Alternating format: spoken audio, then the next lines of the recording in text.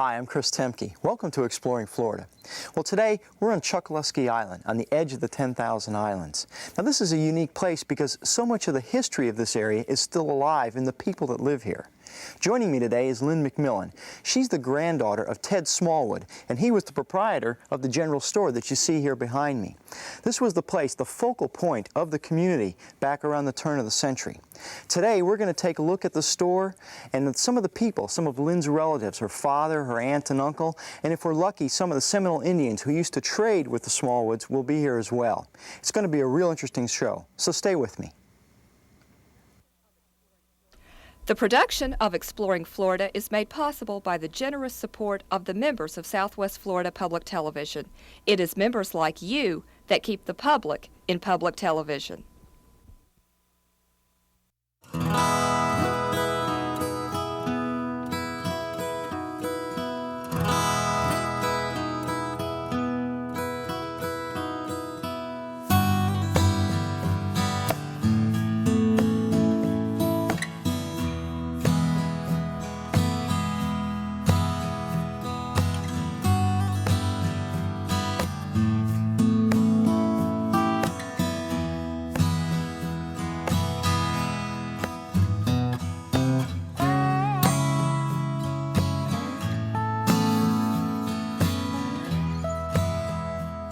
Good morning, Lynn. Thanks for inviting me down to Smallwood Store. This is quite an interesting place. I noticed a post office sign, a letterbox drop.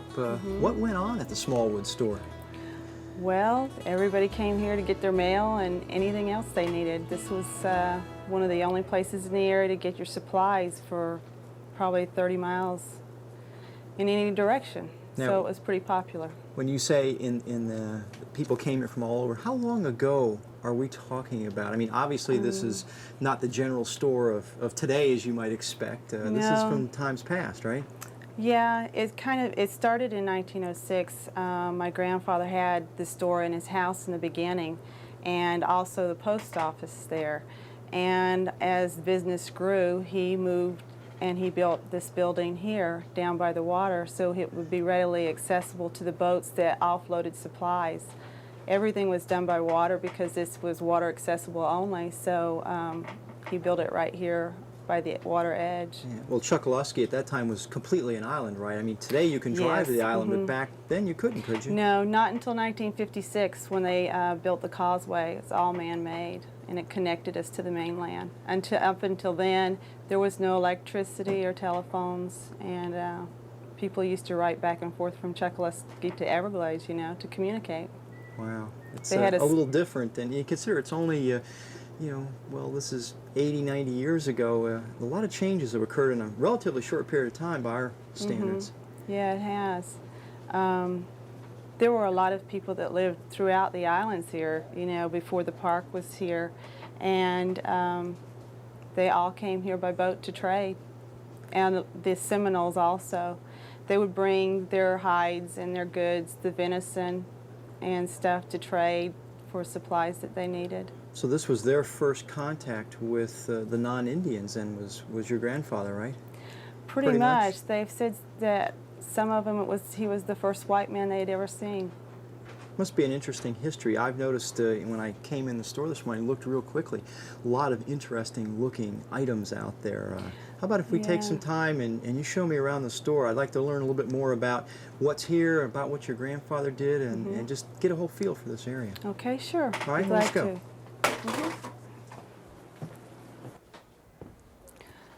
Chris, this is the pharmacy part of the store. It's where they kept all the medicines that people came for whenever they were sick and they needed something to treat it with. I guess this is the days before prescriptions.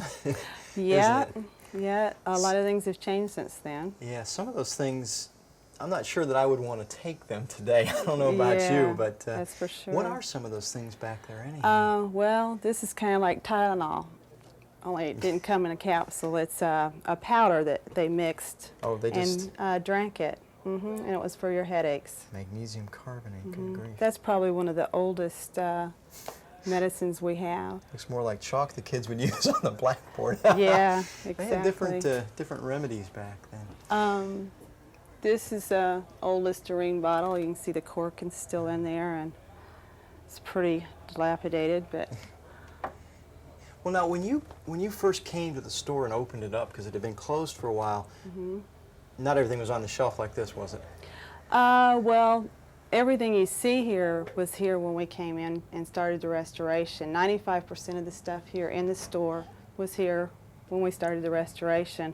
Wasn't quite in this order, you know, but we put things back to they were, you know, as we remember them. How many hours of work went into that? Well, lots and lots. It took about 3 months, I suppose, for us to get the store just so you could walk through it. It had been vandalized and been closed up, and the rats and the silverfish had definitely taken their toll on a lot of things. You've made amazing progress. I mean, it's a living museum now. Yeah, and what's really unique about it is that all the stuff here was here when we started. We didn't have to procure it from other places. Did your grandfather ever keep any records, written ledgers, or photographs? Did you ever find any of that stuff in here? It gives you some idea what happened? Yeah, we have a pretty extensive collection of photographs and bills, the ledgers where they kept track of who traded and what they bought and whatnot. We have a book that has all the hides and stuff that they came and brought in. The trappers brought in? So can we The can we look at different some of that names stuff? of this. Sure. Okay, well, where is it? Right down here.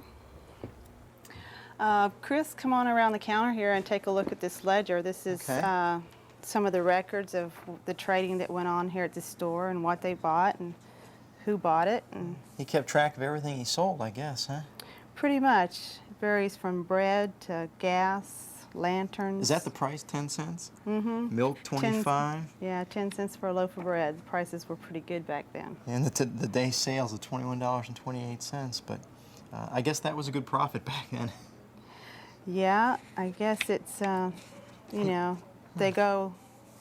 By the people that bought them, too. Fred Williams bought potatoes and fruit that day. And Clyde Raffield, all the different names of the locals here that traded in this store. Here's another book. It's kind of in bad shape, but it's from 1918, and this is a record of some of the hides, and it has the different names of the Seminole people The that alligator traded hides? here. Huh. Yeah, alligator hides, is that Chief who? raccoons, Chief Charlie, Chief Charlie. George Washington. Was an There- Indian, not there- the George Washington no. that I'm thinking of. There were several that had names of presidents. For what reason, I don't know. Now, did they bring the hides in here and then what, they hung them out to dry here, or did they bring the whole animal No, to the this area? hides were rolled up. The alligator hides were rolled up. They had otter hides, which they hung from the ceiling here in the back area here. All those ropes back there?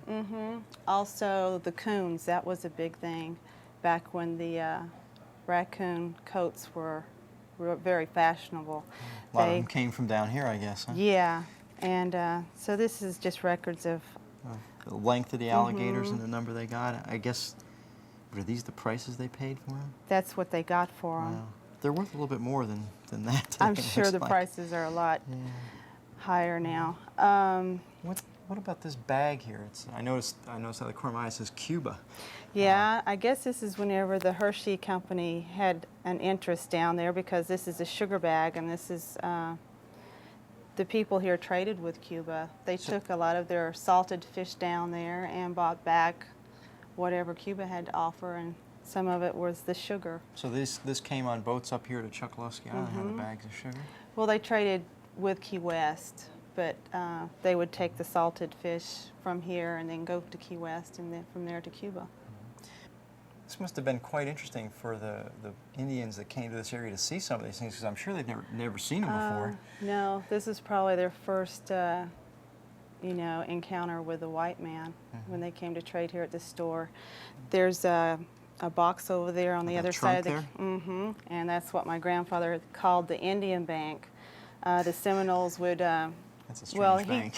Yeah, he traded with the Seminoles and had many friends among them. He spoke their language fluently, and they trusted him. And so whenever they wanted something to be protected, they would bring it in, and he would put it in that box. So they had their currency? Did they didn't have their own money, did No, but they didn't like paper money, so they would like dollar bills. And right. things? So they would bring their money in buckets, 8-pound lard buckets Of with coins all and coins, things? Quarters and silver Yeah. dollars back then, I And guess? he'd lock it up, and then whenever they needed the money, they'd come in and he'd open it up and they'd take what they wanted. Well, that's this store really was a general store. I mean, it had everything in it. Kind of different.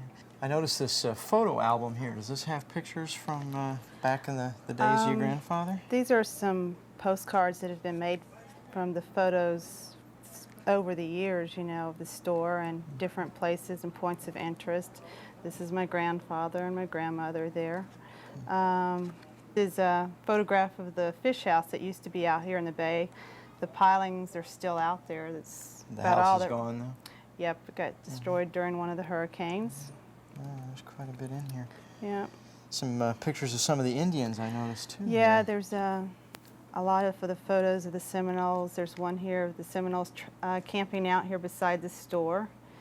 When they used to come and trade, it would take them probably 3 days to get here. And when they got here, they stayed until they got their supplies. And It wasn't a 10-minute stop at the No, convenience store like we have today, I it was guess. kind of one-stop shopping, but they pretty much hung around until the run boats came in with all they needed, and then they headed back upriver, I guess. Yeah. The clothing they wore back then was interesting, I guess. Look at all the jewelry, I guess you call that, or adornment. Yeah, that's supposed to have a meaning for the different beads. I'm not sure exactly what it is, but they did. They wore a lot of clothing. I think it was probably to keep the mosquitoes off. It could be. I noticed something else over here, this rather large horse conch. Does this have some special significance? It looks like it was a horn of some sort because it's cut off. It was made into a horn. That was what my grandfather carried on the boat. Prior to the 1900s, he used to use this horn to sound, to let the people know that he was approaching. He would deliver the mail between here and Marco, and he'd sound this horn, and people would meet him at the dock and pick up their mail. The people that lived on the islands around in here. Yep. So that was the early mail call, a native mail call too. Yeah. That's interesting. Well, what else is there to see in the store here? There's still a lot more over this way we haven't seen. Yep. What can you show me? There's a few other things down this way. Okay. Well, Lynn, I'm just amazed at the things that are in here. I mean, look at this, an old bar of soap, naphtha soap, P&G. Was this Yeah. for washing your hands, or? Well, they did a little bit of everything with it. I think they washed their clothes and everything in it, from what I understand. They didn't have 6 different kinds of No, soap it like came we do on- today, one yeah. for each different one. Octagon soap, oh, that's Colgate, huh? That's the Wow. old Colgate brand of soap, and it Has was a 5 cents. 5 cents for a bar of soap. Yeah. Well, let's. Can I buy this? Yeah. I've got a nickel. Sure, it will last for a long time. Yeah. Oh wow! Look at this thing here. This is an old lantern of some sort, a Coleman, huh? Yeah. Is that what people used back then? For lighting, it's a lot of what they used. They used the kerosene lanterns as well. Is for this a lighting. kerosene one here, or was that one of those gas ones? I'm not really sure. I know the kerosene lanterns were, and the oil lamps. That they used a lot of those. Most people that would recognize this are probably people that go camping. You By don't see the too many of name these in the brand. house anymore. Of course, Yeah, the Coleman exactly. name. Yeah. So another thing here too that's kind of neat is the boxes that they sent stuff in. That came on the different boats that brought supplies to the store, and it has the name of the schooner and where it, who it's going to. I think this box was for the peaches, and there's several different boxes around for the roast beef and different goods that they brought the boxes. The one box up there on the shelf is a triangular one, and that's what they used to ship the props for the boats in. Everything The came here in three-bladed pieces, props. huh? Mm-hmm. And it Yeah. was all put together. This is just amazing. What about all this fabric up here? I guess this is where the women bought their buttons Yeah. and threads, and I All see the buttons notions. here, and of course a Notions lot and of stuff. fabrics. Okay, I guess was this the material also that the Seminoles bought that they created the real colorful clothing that they have nowadays from? Yes. 'Cause I guess they didn't have that till people like your grandfather came into the area, No, did it they? wasn't as colorful until they started trading, you know, with the white man. And then it got to be, you know, the more Yeah, brilliant colors and designs and stuff. oh yeah, the designs are really something. I guess, is there anything your grandfather didn't have here? I mean, Well, I guess if he didn't have it, you learned to live without it pretty much, because this was it. And he had a pretty well, you know, wide selection of whatever you needed to get by on. We have some people here today that maybe you'd like to talk to that can tell you a little bit more about it, that remember coming here and trading at the store as children. One is Frank Billy. He's Seminole, and he traded here as a child. Another one are my aunt and uncle, Fred and Marguerite Williams, and also my dad. He's going to take you out on the boat and show you around if you'd like. oh, I would love to. I would love to meet all of those people Okay. because this area is just it's just really interesting. And in a place like this, you just can't find any place else. It's Yeah, it's pretty unique. pretty unique. That's a good way to put it. Well, let's get going. Okay. We live back at Everglades, and my mother and my father said we got to go to Chokoloskee maybe a week ahead to let us know. I'm happy. I like to come, and that day is coming on our way. It's not one day. This here will take about 3 days to get here. Make the camp in every island in there. Go in there to canoe, sleep. The next day is coming. We get here and go back the same thing. You've lived down here all your life, right? I was born here. We had no doctors, we had no law. No law? Nope. Took you a day and night to get to Fort Myers on the fish boat, or a day and night to get to Punta Gorda on the other fish boat. There were 2 fish companies in here. And that was it. And when you died, they sat up with you all night. If you didn't get up and walk off, boy, my dad would build a box next day and they'd bury you. And he furnished the ground to be buried in, so it didn't cost you anything. It's a little different Cheap today. living. Cheap living. Huh? What was it like, though? I mean, what did you do down here for fun? What kind of? Just living was fun. No movies to go to. No, never went to a movie. What about the mosquitoes? Lots of them. Lots of them. Inside and out of the house? Well, we had screens, so we were protected if we didn't let too many in. But we never got bored. I don't know. My dad, when you finished the 8th grade, you had your education here. That's as high as it went. And my mother wouldn't let us go away to school. So my dad put us in the post office and the store, work. As little kids, you worked here in the From store? 13 on. What kind of people came in the store? From all down the coast, and lots of Indians. And they used to camp as many as 100 here at the corner of the store, a little bit further up there. They were all very friendly, and my mother always had a little doll for the girls at Christmas, and a little toy gun for the boys, and a bag of candy, and an apple, and an orange, and always remembered all of them. And they were all very agreeable. In fact, some of them, when they got sick, would come to my dad to be doctored. We had one little corner back there that has all the old medicines in it, you know, like 3 6s, if you ever had any of that. Ugh. Bitter. I saw that up there. It doesn't taste very good, huh? Bitter. But we lived anyway. And you fished down here, too? When you were... Oh yeah, I fished for 46 years. I fished in commercial fished in the summer and guided in the winter. He was a guided the tourists? Yeah, I'd take out parties from Everglades. I'd go up there.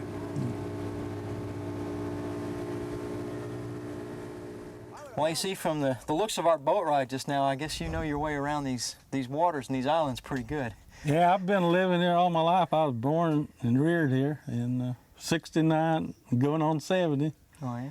And, Where is this, where are we now? this is Fakahatchee Island. This is one of the historic places where a lot of the old timers used to live and farm and fish. And Did you come out here when you were a kid? Yeah, I came out here one time.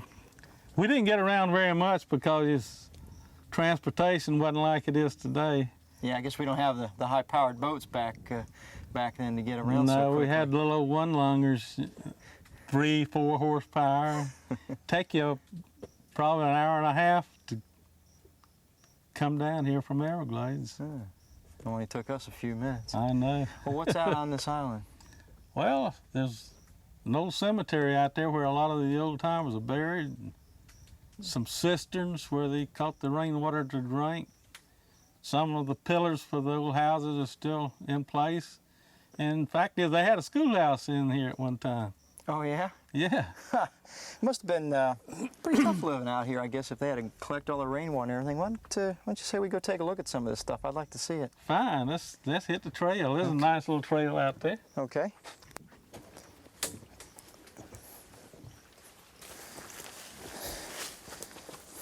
We going to the graveyard first? Yeah. This is the old cemetery. It's mostly the Daniels family. And you see some other names here, but they were relatives. Well, were most of these people, I'm looking at some of the dates. You got 1887 to 1949, and this one's here is 1862 to 1933. Were the Daniels, were they born and raised out here and died, lived their whole life here? Yes. I think Mrs. Daniels, she probably lived the later years in Naples with her daughter. After her husband died, she didn't have much to stay here for. Well, the island here was what, primarily the Daniels family? In other words, from the looks of it, there's a lot of in the later Daniels years, here. at one time there were different families. But I know one place on the other end of the island was named the West Place.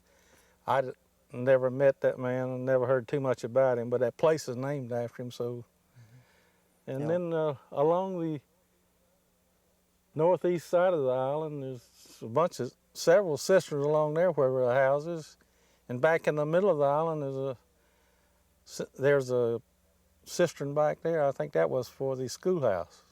Well, this island at one time, this was all cleared off, right? The vegetation we see here now grew in after time, That's right. Yeah, they kept it cleared off. They had a cow too around here. I think that's the reason you see the barbed wire fence around here, keep them out of the I saw a piece cemetery. of that when we were walking in here, to Yeah. keep them out of the cemetery. Yeah. Well, how far are we from Sandfly Pass? We can get there pretty quick? Oh, it's going to take us about 20 minutes. Okay. Well, why don't we get going then? Yeah, I think that's a good idea. Well, here we are on Sandfly Island. Looks a lot like Fakahatchee Island to me. Yeah, well, it's all shell. Most all these islands are. See that piling there? That Yeah. was an old piling under an old two-story house where I was born. You were born right here, huh? Yeah, right here. I can see the pilings. They're all over the place. What happened to the house? Well, some kids got to playing with matches and burn it down. Kids were kids. Yeah. Well, what were you doing out on this island? I mean, My grandfather was farming. See that walkway over there? That goes to Yeah. the field out there where he used to farm. there's a field back in through there, huh? Was yeah, pretty good sized field. What do you grow? Well, mostly tomatoes, but he grew some cabbages and peppers and other stuff. Well, you know, you said a little earlier that you didn't know that this was a harsh existence. I mean, to me, thinking about what it must have been like back in those days must have been really hard. But when the Depression came along, things probably got a lot worse, didn't they? I mean, you didn't have anything much to begin with, and all of a sudden it's a lot worse. Well, we knew what hard living was to start with, so we didn't get hurt by the Depression as much as other people who had a lot at one time and had to go back to hard living. I'll be darned. Okay, well, why don't we head back to the All boat right. and see what Lynn's doing. He's back. Well, Lynn, quite an experience I had out there, but I see this must be, I bet you this is Nancy Hollister, right? Your volunteer? Yes, one of the main volunteers here. She's been Nice to out meet since- you. Nice to meet you. since the beginning in January of 1990 when we started cleaning the store. What got you so interested in this? I know what her interest is. It was her grandfather. Are you related to the family? No, I'm not, but Lynn asked if I would be willing to donate a month of my time, and I said no problem. I really wanted to get into the store again. I hadn't been in since it closed in 1982, and a month turned out to be 18 months. It Going grows on on 10 you. Time is told a little differently Yes, down here in totally Chokoloskee, I different. guess. Totally different. We're beginning to realize it's a lifetime project instead of, you know, putting time limits on it. What's your vision for this place, if it's a lifetime Well, project? There is a painting over in the other area I'd like you to see. It kind of shows the way it was back whenever the store was fully operational, with the boatways next door here. And one of our concerns right now is that this property is on the market, and we'd like to acquire it to secure the, you know, Not the property here where the store is, but you mean like next but door? right next to it. And also there's a piece of land over on the other side where the Seminoles used to come. It's a beach, and they used to camp there. And we'd like to keep this area as much as we can the way it was. Now, when you say we, is it just you two? Well, it's a not-for-profit organization that's overseen by board members, but we are the ones that are here most of the time. You're the blood, sweat, and tears of the organization, I Yeah. guess. Lots of tears sometimes, but lots of smiles also. Yeah. Well, you've done an amazing job here with this. I mean, if this started out as a jumbled up piles of things here and there, what you've done has been fantastic. I mean, Yeah. it looks now like a turn-of-the-century store. I get the feeling of it being old when I come in here, certainly. That's, I think, what we really want to create. The store we want, when it's finally fully restored and operational as a museum, more or less a living museum, where not only adults can come through or visitors to Southwest Florida, but more importantly the children of Florida, showing them what life was like here at the turn of the century. Historically, this far south on the southwest coast, this is about all that's really left. And we've already started doing tours. The response has been really great, and that's a good feeling. Yeah. Well, it's got to be unique. I mean, you don't see this type of history too many places. No, I think that the fact that it's survived all the hurricanes over the years is makes a statement in itself. Hopefully it'll survive a few more as well. Yeah, we hope so, after all the work. Well, that's about all the time we're going to have here today, but I would like to thank you again for sure. showing me around. Thank and you for good luck coming. with your future volunteers. I hope the month lasts a little longer. Thank you. Well, that's all the time we have here in Exploring Florida. I hope you enjoyed the show, and we'll see you next week.